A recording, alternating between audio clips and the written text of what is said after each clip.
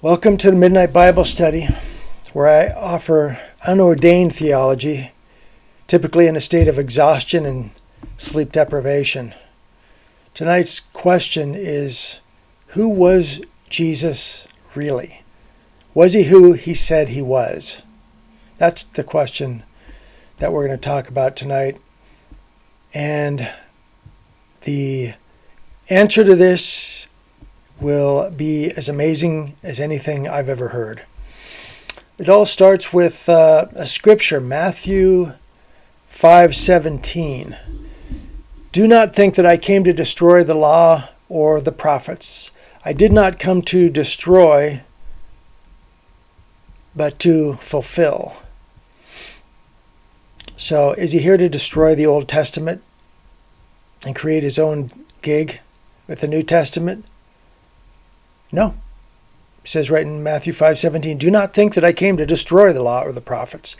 I came not to destroy, but to fulfill. Now think about what he's saying there. I came to fulfill the law of the prophets. That's the most astounding claim that's probably ever been made in all of human history. I came to fulfill the law of the prophets.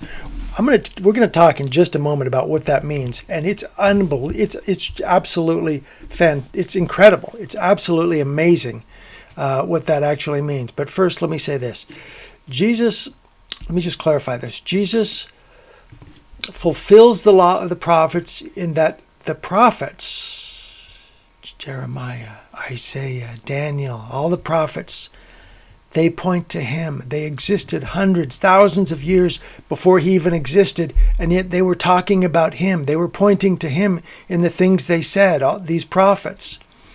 He is their fulfillment. All these books, you've heard these skeptics say, well, this Bible, it was cobbled together by some editors. Well, guess what, folks? That makes it even more astounding, absolutely more astounding. You put this Bible together by these different books. It's like, I forget the number. Is it 50 books? I forget the exact number. I could count right now, but off my glossary. But we don't have time for it. But all these different books are put together, and they're called the Bible. All these different books, and they all are written generations apart by people who didn't know each other, by different authors, by different prophets, many of whom were martyred. And who knows, it's a miracle that their works even survived. Most people, if you're martyred, no one wants anything to do with you. They'll just burn your stuff. It probably would burn your manuscripts too. The fact that all these manuscripts even survived is a miracle. But then they were, put together in a Bible. And oh, by the way, they all point to the same person. All these different authors writing, didn't even know each other at different times in history, and they were all writing about Jesus. So Jesus fulfills the law and the prophets. They point to him. Well, how do they point to him? He came hundreds of years later. But he is their fulfillment, and that's what we're going to talk about. He fulfills in the sense that the Old Testament points to Jesus. In other words, the Old Testament is about Jesus, written by all these people who weren't even alive who'd lived and died before Jesus showed up. So let me give you some examples what this means. What this means is that all these prophets made these predictions, these prophecies about the coming Savior, about the Messiah. Now, let me just give you a few of these. This is amazing. For example, let's just look at, say, 8 of them. These are the claims about Jesus to come. Messiah would be born in Bethlehem. That was prophesied by Micah. Messiah would be born of a virgin. That was prophesied by Isaiah 7:14. The first one was Micah 5:2. Messiah would come from the line of Abraham. So he had to be from the right family, the right bloodline. He had to be from the family of Abraham, the descendants of Abraham, Genesis 12:3. Messiah would be a descendant of Isaac, Genesis 17:19. Messiah would be a descendant of Jacob, Numbers 24:17. He would come through the tribe of Judah, Genesis 49:10. Messiah would be heir to King David's throne. 2 Samuel 7:12 and 13. So there's just 8. Just 8, okay? Now, what are the chances that somebody just says, "Oh, I'm the Messiah"?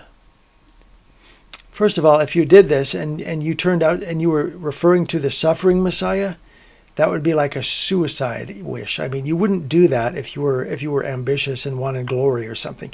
You wouldn't do that because you would be inviting great misery upon yourself. But he did it. He said it. And what are the chances that just some random guy is going to say, "Oh, I'm the coming Messiah"? And also, he just happens to fulfill all 8. And these are not the only prophecies. There's more. But let's say what are the chances that some random guy could say that, "Oh, yeah, I'm the Messiah," and then it turns out, oh, he happens to fill all 8 of these prophecies. We'll look at the chances of that happening. Now, Professor Peter Stoner was chairman of the Department of Mathematics and Astronomy at Pasadena City College. So this guy, he's chairman of the mathematics department, so he understands math. Okay, he can do math. Now, and he figured out the odds of what are the chances that of a person in the first century fulfilling just 8 of the most clear and straightforward of the messianic prophecies. And as it turns out, the chance that any man might have lived down to the present time and fulfilled all 8 prophecies, get ready for this, 1 in 10 to the 17th. That's the chances that somebody could just make the outrageous claim that they're the Messiah and that turns out to be true. That they would fulfill all 8 prophecies that I just 8 of them. Okay, what does that number mean? 1 in 10 to the 17th. Well, think of it like this. We go, is it 1 in 100,000? No. 100 million? No. 100 billion? No. 100 trillion? No. It's 3 more zeros after 100 trillion. 3 more zeros after 100 trillion. That's 1 in 100 trillion. There's 1 in 100 trillion chances that any man might have lived down to the present time and fulfilled all 8 prophecies. 1 in 100 trillion plus 3 more zeros. Okay? That number is so vast and so incomprehensible that I can't even really fathom it. But imagine it like this. Let's say that a helicopter, they said, "Look, I got a deal for you.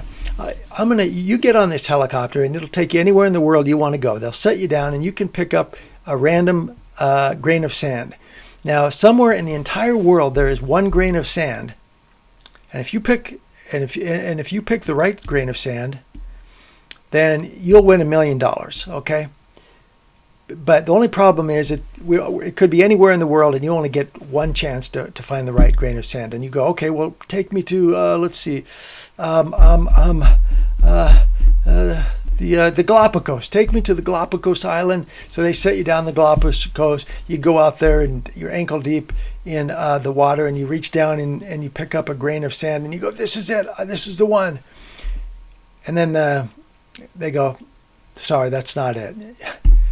And you go, "Well, where is it then?" They go, "Well, this one was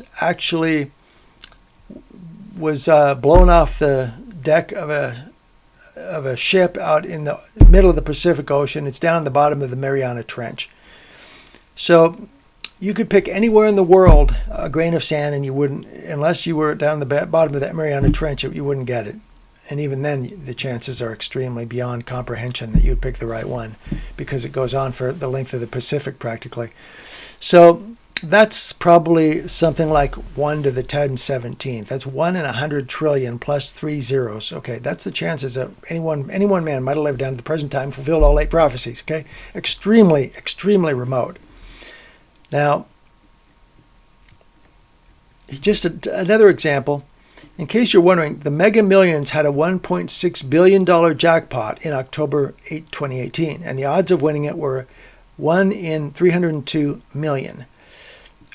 So your chances of winning the Mega Millions lottery was 1 in 302 million.